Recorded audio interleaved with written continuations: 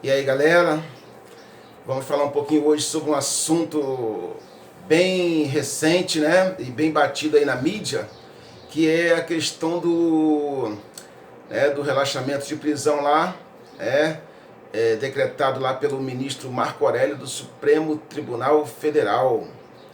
Isso está dando muita polêmica, né, inclusive porque o tal do André do Rap, né, que foi o paciente que entrou com habeas corpus, está foragido, sendo movimentado aí várias unidades da polícia, brasileira, aí, inclusive com cooperação internacional na busca por esse meliante aí.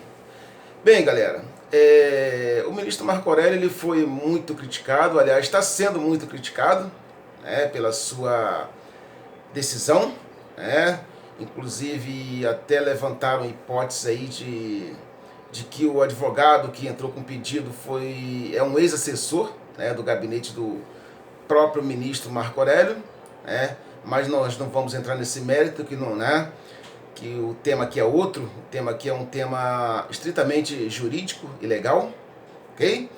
Bem, vamos lá, gente, vamos tentar delinear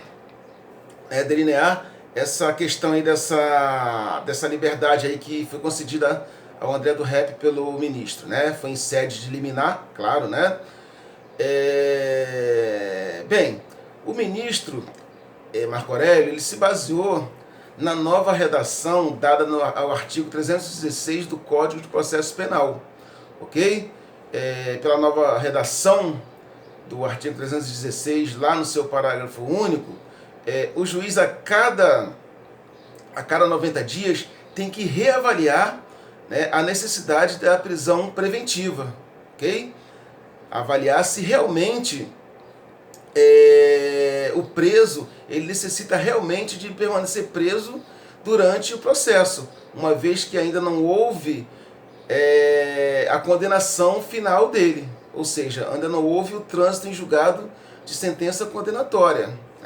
Só para nós recordarmos um pouco aqui, quais são os pressupostos, aliás, quais são os requisitos da prisão preventiva, que está lá no artigo 312, 313 do Código de Processo Penal, que diz que o juiz poderá decretar a prisão preventiva, em alguns casos, vamos enumerá-los aqui bem resumidamente. Primeiro, para a preservação da ordem pública, ou seja, quando o elemento, o sujeito, o réu, ele está ameaçando, a ordem pública, ou seja, praticando novos delitos, novos crimes. Também pode ser decretada a prisão preventiva quando, para aplicação, para assegurar a aplicação da lei penal, ou seja, quando o sujeito, quando o réu, ele está o quê? Ele está prestes a fugir.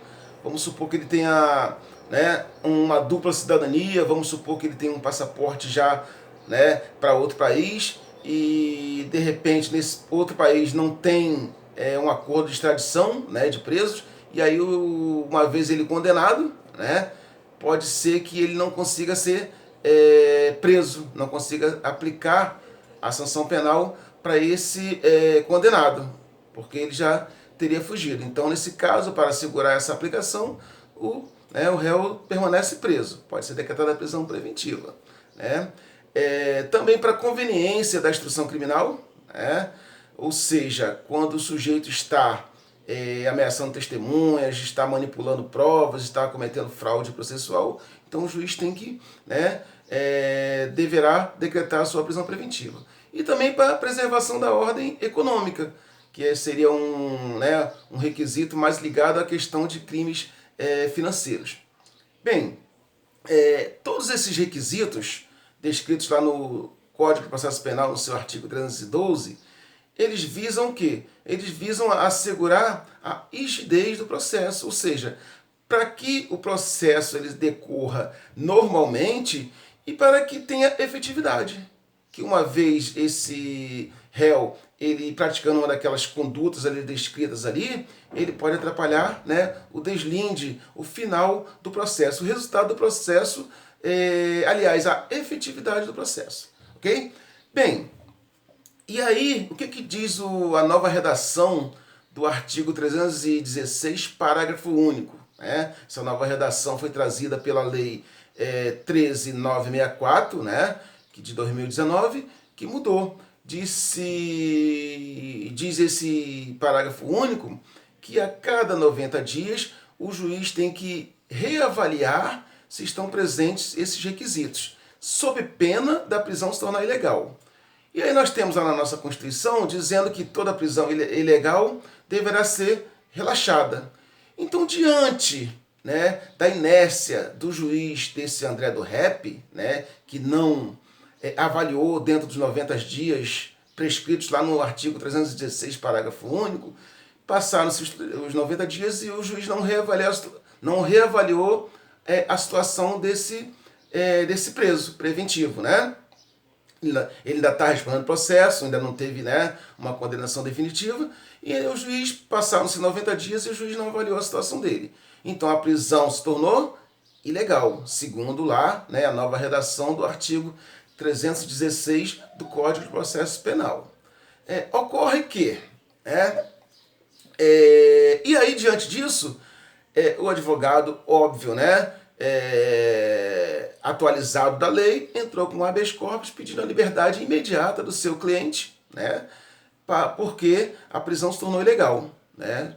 Claro que ele pediu embasado na Constituição, né, no seu artigo 5º, que diz que a prisão ilegal será relaxada, então ele pediu esse relaxamento de prisão ao STF. E aí, né, o ministro Marco Aurélio, seguindo a estrita legalidade, ou seja, a estrita legalidade, né, e literalidade da lei, decretou, né, a liberdade provisória do André do Rep.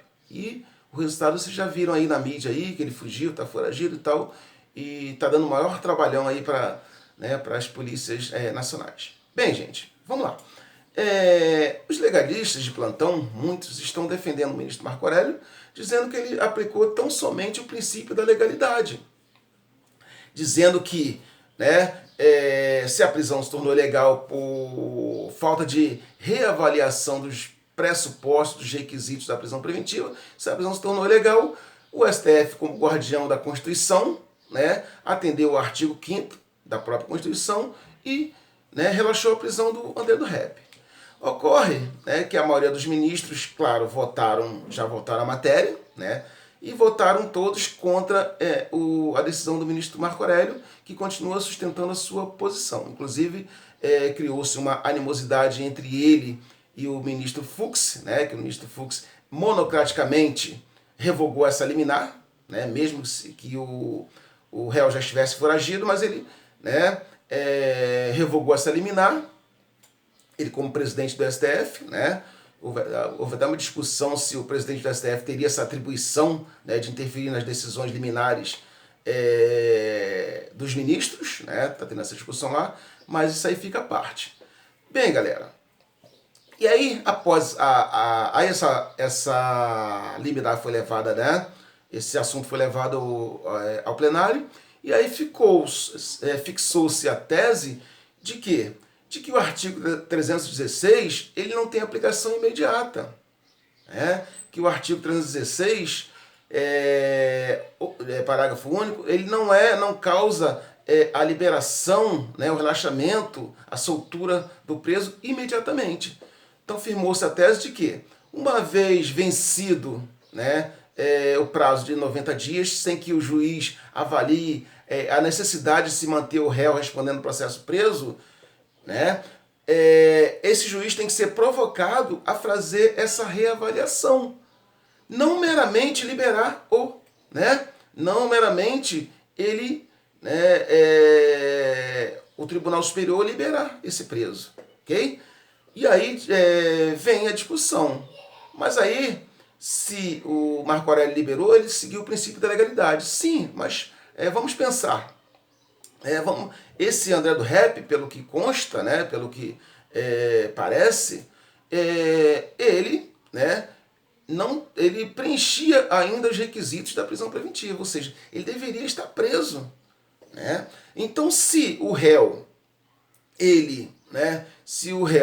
ele ainda ostenta, né, o status de periculum in libertatis, ou seja, a sua liberdade é perigosa para o processo, né, uma vez que ele ainda preenche aqueles requisitos lá do 312 do Código de Processo Penal, ou seja, ou ele está ofendendo a ordem pública, ou ele está atrapalhando a instrução criminal, ou ele está prestes a fugir, ou ele está ofendendo a ordem econômica. Se ele preenche um desses requisitos, ele não pode ser liberado automaticamente. Mesmo que o magistrado da causa, que o juiz da causa, né, esteja em mora, ou seja, não tenha avaliado o prazo de 90 dias, né, conforme determina o artigo 316, parágrafo único. Ou seja, se formos pegar o princípio da legalidade, né, ele tem que ser interpretado não de forma literalmente isolada. Então o artigo 316 ele não pode ter uma interpretação meramente literal, ok? Porque a interpretação literal isoladamente, ela não é consecutânea do princípio da legalidade. O princípio da legalidade ele tem que ser avaliado de forma sistemática.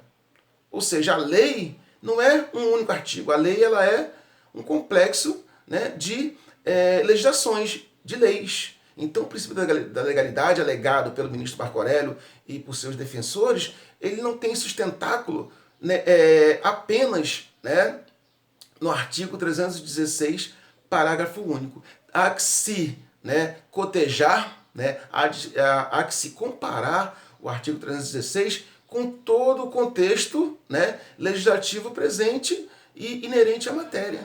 No nosso caso aqui, o artigo 312 do próprio CPP, ele diz que, havendo, né, os pressupostos da prisão preventiva, o sujeito tem que se manter preso, ok? E aí, né, ao mesmo tempo que o ministro Marco Aurélio alega uma legalidade estrita, né, que ele seguiu a lei, que está no artigo 316, parágrafo único, ao mesmo tempo ele feriu o princípio da legalidade quando ele contrariou o artigo 312 do CPP, que diz que, uma vez presente os requisitos, o sujeito deve ser mantido preso, responder o processo preso. Ok, gente? Então, há que se ter uma interpretação da legalidade sempre de forma sistemática e conjugada com toda a legislação inerente ao assunto. Ok? Então, isso é o que eu tinha para falar para vocês. Ok? Óbvio que tem opiniões em contrário, mas eu estou aqui corroborando a decisão, a tese firmada pelo plenário do STF, pelos demais ministros, de que, né, a não reavaliação, né, dos pressupostos, dos requisitos da prisão preventiva em 90 dias, na forma do 316, parágrafo único do Código de Processo Penal, não enseja automaticamente a liberação do réu, do preso, mas sim tem que haver uma provocação do juiz da causa para ele fazer essa reavaliação, ok? Ou então ser mandada para uma instância superior, para que a instância superior faça essa reavaliação. No caso do ministro Marco Aurélio, né, óbvio que ele teria que fazer uma reavaliação primeiro, se estão presentes os requisitos ou não da prisão preventiva, para poder liberar o chamado, né, o vulgo André do Rap. Ok, galera? Muito obrigado, até a próxima.